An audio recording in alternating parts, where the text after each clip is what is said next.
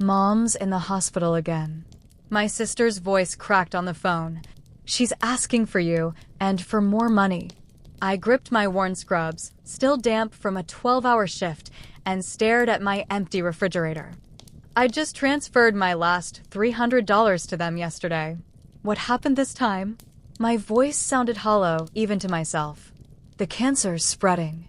She needs a new treatment the insurance won't cover. Christina's voice dropped to a whisper.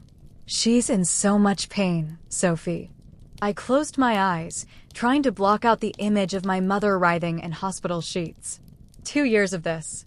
2 years of double shifts, canceled dates, postponed classes. 2 years of emptying my savings account and maxing out credit cards for experimental treatments that insurance deemed unnecessary. I'll be there tomorrow, I said, already calculating which belongings I could pawn. You're a lifesaver, sis. Literally. Christina's relief was palpable. Mom says you're the only one she can count on. I hung up and slumped against the wall of my tiny apartment, too exhausted to even cry. The nursing program I'd put on hold. The promotion I'd turned down because it required travel. The relationships I'd let wither because who had time for friends when your mother was dying? But Mom needed me, and I would never abandon her. The hospital corridor looked exactly as it had during my last visit, antiseptic, fluorescent, soul-crushing. I steeled myself before entering Mom's room, preparing for the sight of her diminished body, the smell of illness, the beeping machines. I pushed open the door. The bed was empty. Excuse me, I stopped a passing nurse. Maria Ramirez? She was admitted yesterday. The nurse checked her tablet. Ramirez. Oh, she was discharged this morning. Discharged.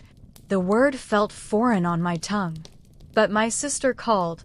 She said Mom needed emergency treatment. The nurse frowned. Let me check. Her fingers tapped the screen. She came in for her regular checkup. Everything looked stable, and she left around 10 a.m. I stood frozen, trying to process this information. But she has cancer. Stage 4. The nurse's confusion deepened. I'm sorry, there must be some mistake. Ms. Ramirez comes in for routine monitoring of her remission status. She's been cancer-free for over a year. The floor seemed to tilt beneath me. That's not possible. You're her daughter? Sophie? When I nodded numbly, she continued, I've been her care coordinator since diagnosis. Your mother responded exceptionally well to the initial treatment cycle. She's been in remission for 14 months now. 14 months. I fumbled for my phone, hands shaking as I pulled up my banking app. Transfer after transfer to my mother and sister. Thousands of dollars, money I didn't have, for treatments that never happened. Are you all right? The nurse touched my arm. You look pale. I need to go, I whispered, already backing away. Thank you. I stumbled out of the hospital, my mind racing. 14 months of remission. 14 months of lies. 14 months of my sister calling me, crying about Mom's pain, about treatments insurance wouldn't cover, about medications they couldn't afford. I pulled up Instagram on my phone, an app one rarely used because who had time for social media when working double shifts? With trembling fingers, I searched for my sister's account. And there they were. Photos. Dozens of them. Mom and Christina on a beach in Cancun. At a resort in the Bahamas. Shopping in New York. All posted during the months when I thought Mom was confined to a hospital bed, fighting for her life while I fought to pay her medical bills. Most were tagged with #blessed or #livingmybestlife. The most recent, posted yesterday, Mom and Christina clinking champagne glasses on what looked like a cruise ship, the sunset glinting off their jewelry. The caption read, Another amazing adventure begins. Thanks to our guardian angel. #grateful guardian angel. That's what they called me whenever I sent money. I zoomed in on my mother's smiling, healthy face. The face of a woman who had been dying for 2 years. My phone rang. Christina, where are you? Her voice sounded panicked. Mom's asking for you. I watched a couple walk past me, hand in hand, carefree. How long since I'd felt that way? I'm at the hospital, I said quietly. A pause. They moved her to a different room. I'll text you the number. No need, I said, my voice steadier than I felt. I spoke to her care coordinator. The silence stretched so long I thought she'd hung up. Sophie, 14 months, Christina. My voice was eerily calm. Mom's been in remission for 14 months. I can explain. The Bahamas looks beautiful, I continued. So does Cancun. And that cruise ship you boarded yesterday? That looks really nice too. Another silence. We were going to tell you, she finally said. But then you just kept sending money, and Mom said I hung up. My apartment had never felt so empty. I sat on my threadbare couch, surrounded by unpaid bills, staring at my bank statements spread across the coffee table.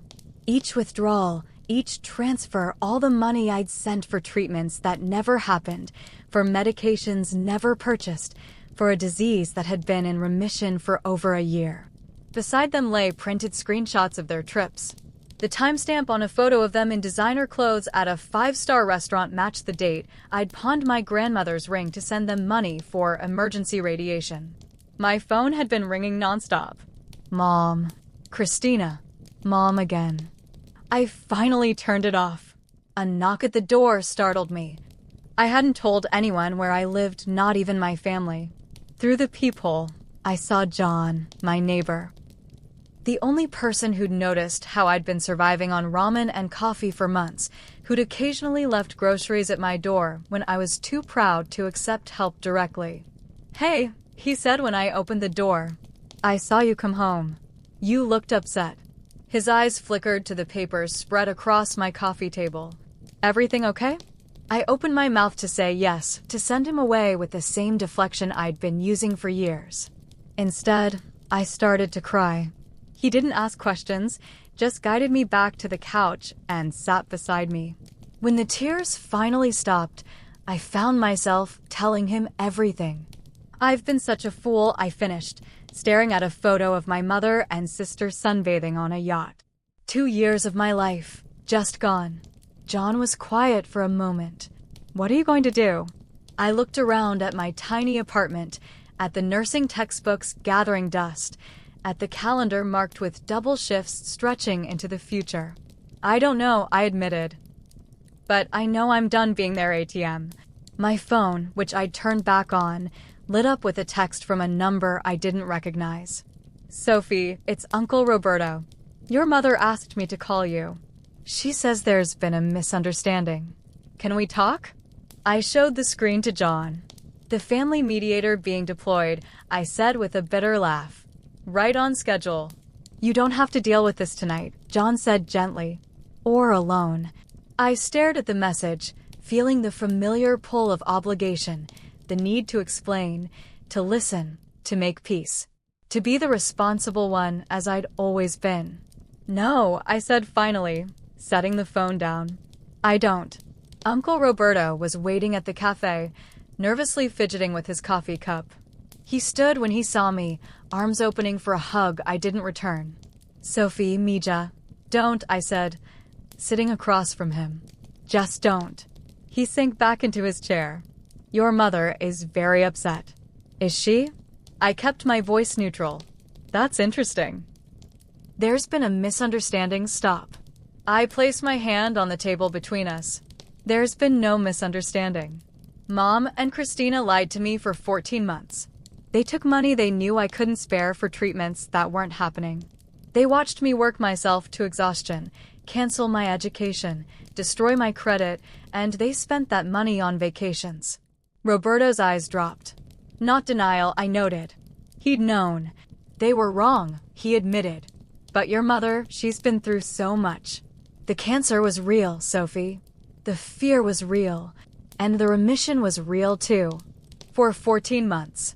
I leaned forward. While I ate ramen for dinner and couldn't afford to fix my car. Families make mistakes. This wasn't a mistake. It was a calculated, ongoing fraud. I pulled out my phone and showed him the screenshots. Look at the dates, Tio. Look at where they were when they told me Mom was too sick to come to the phone. He winced. They want to make it right. They want to explain.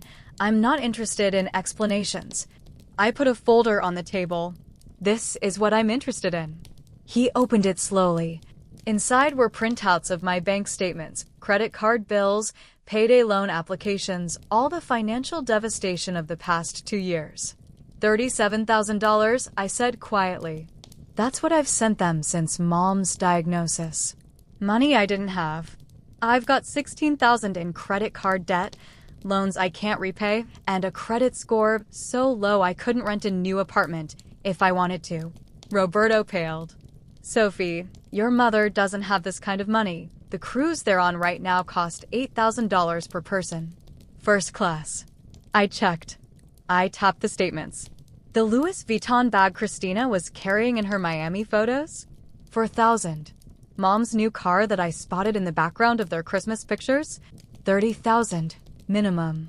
What do you want? He asked finally. Everything I sent them. Plus the interest I'm paying on the loans I took out. I stood up. They have 30 days. And if they don't pay? I slung my bag over my shoulder. Then I'll be speaking with the police about elder fraud. Turns out that lying about a medical condition to obtain money is a felony in this state. His eyes widened. You wouldn't. 30 days, Tio. I turned to leave. Sophie, wait. He grabbed my arm. They're family. I looked down at his hand until he released me. No, I said quietly. They're not. Not anymore. The next week passed in a blur of blocked numbers and unanswered messages. I ignored the increasingly frantic texts from my mother, the alternately pleading and threatening ones from Christina, and the disappointed ones from Roberto. Meanwhile, I met with the financial aid office at my nursing school and arranged to restart my program. I spoke with my supervisor about increasing my hours and applied for that promotion I'd turned down last year. I began the slow, painful process of climbing out of debt. Each step felt like peeling off a layer of someone else's life, the dutiful daughter, the self-sacrificing sister, revealing the person I'd forgotten I could be. John helped. He drove me to appointments when my car finally died for good. He left containers of actual cooked food at my door when I worked late. He sat with me one night when I broke down over a particularly vicious voicemail from Christina, accusing me of abandoning our mother. You know that's not true, right? He said as I wiped angry tears. You didn't abandon anyone. They exploited you. I nodded, but the guilt still gnawed. Years of conditioning didn't disappear overnight. Then, on day 12, a key turned in my lock.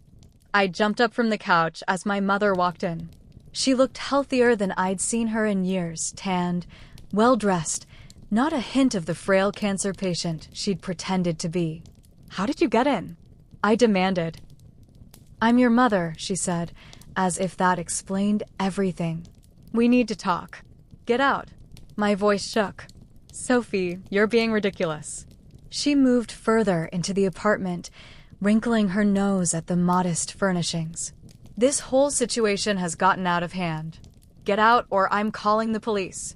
She rolled her eyes. And tell them what? That your mother came to visit.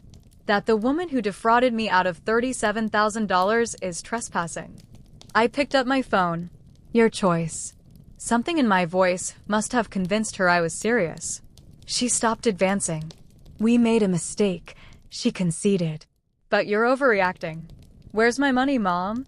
She sighed dramatically. We don't have it, Sophie. You know that. The cruises, the designer clothes, the new car, that was different money. She waved dismissively. We can't pay you back right now. Maybe in a few years. 30 days, I reminded her. You have 18 left. Or what? You'll really call the police on your own mother. She laughed incredulously. After everything I've done for you? What exactly have you done for me? Besides lie? Besides watch me destroy my life to save yours when you weren't even sick. I was sick. The cancer was real. And the remission? The 14 months of remission while you kept taking my money. She looked away. That was Christina's idea. Of course. Blame my sister now. Get out. I repeated. Now. Where's all this coming from? She asked, her voice shifting to the wounded, martyred tone I knew so well. This isn't like you, Sophie. You've always been so sweet, so giving. So easy to manipulate, I corrected. Not anymore. She stared at me for a long moment, perhaps seeing for the first time that something fundamental had changed. What do you think will happen if you do this? She asked finally. You'll have no family left. I thought about John, about my classmates who'd welcomed me back, about my coworkers who'd covered shifts when I needed time off. I'll have a family, I said. Just not you. The look she gave me was pure venom. You'll regret this. I already regret the last 2 years, I said.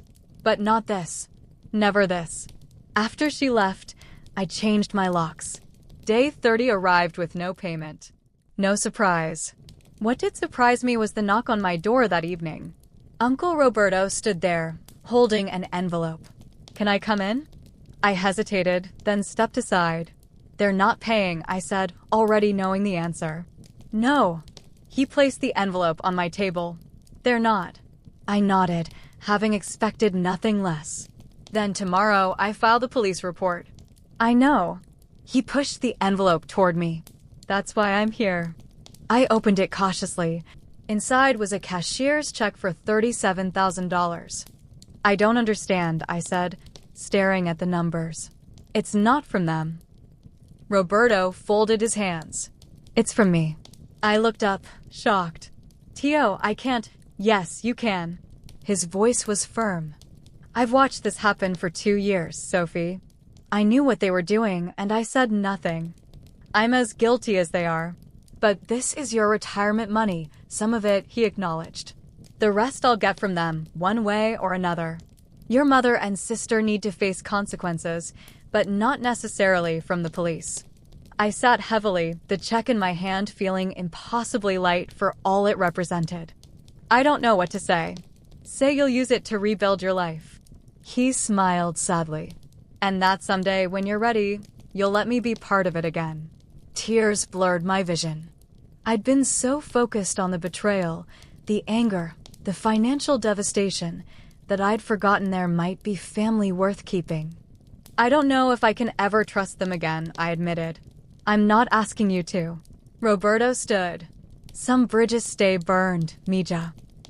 But not all of them need to. After he left, I sat alone in my apartment, the apartment that, for the first time in years, felt like the beginning of something rather than the end. I picked up my phone and texted John, "Want to help me celebrate?"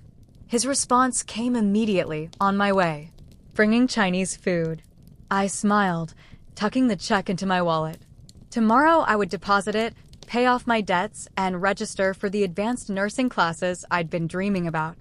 I'd start looking for an apartment closer to the hospital, maybe one with room for a pet. I'd build a life that was mine, not sacrificed for someone else's lies. My phone buzzed with a text from Christina. Mom's sick again. For real this time. Please call. I'd blocked the number. Some choices are hard. This one wasn't. For the first time in 2 years, I took a deep breath that felt like freedom. Let me know your thoughts in the comments below.